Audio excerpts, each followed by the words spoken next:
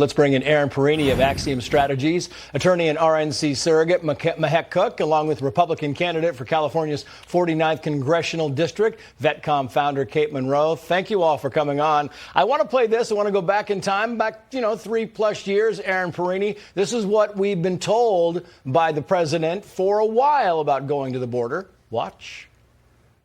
Are you thinking of going to the border? At some point I will. Do you have plans to visit the southern border? I've been there before, and I haven't. I mean, I know it well.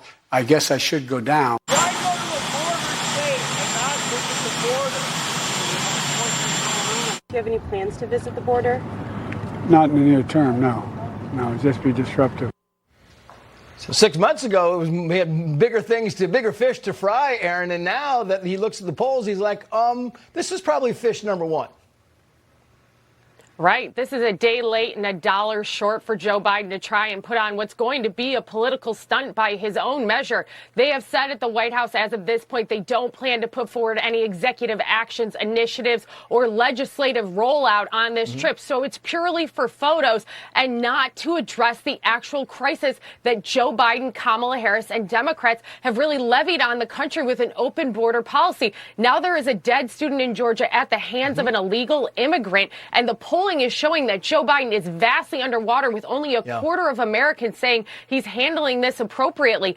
Going for show to the southern border continues to solve nothing by the president of the United States. There needs to be actual action to secure the border. Why not enforce the laws on the books that exist right now and ask for what further measures need to be done instead of political stunts? But Joe Biden doesn't care to actually address the issue at hand. What gets me, Mahek, in this whole thing is, they're not going to be, it's hundreds of miles of border. They're not going to be side by side. But you have the former president down there. You have the president who has made his first trip at the very same time. He's the one that took down all the Trump policies, right? He took down Remain in Mexico. He is going to have to fib his way out of this come this week when they get down there.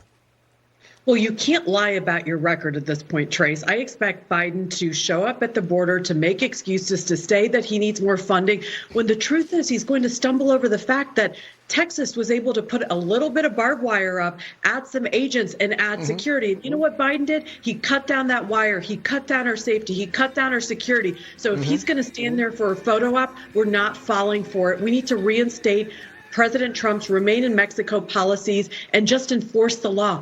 Better yet, Biden just needs to get out of his basement, go to the Oval Office, and start signing executive orders. Let's get the show on the road. We don't need him at the border. We need him to do his job. Well, you teed up Kate Monroe to a T there, Mahek, because talking about razor wire down to the fence. Let's put some of this video up. She was down there. She's running for office. Putting razor wire down there in Texas, right? It's kind of phenomenal, but we're going to put this up there. Talk about this and talk about what's happening with this border meetup. Well, I first went out about a week ago to secure that one tiny hole. Right. But then I saw that other veterans were going out just filming it. And I said, hey, guys, why don't you go with me and we'll secure this other massive hole that you see here?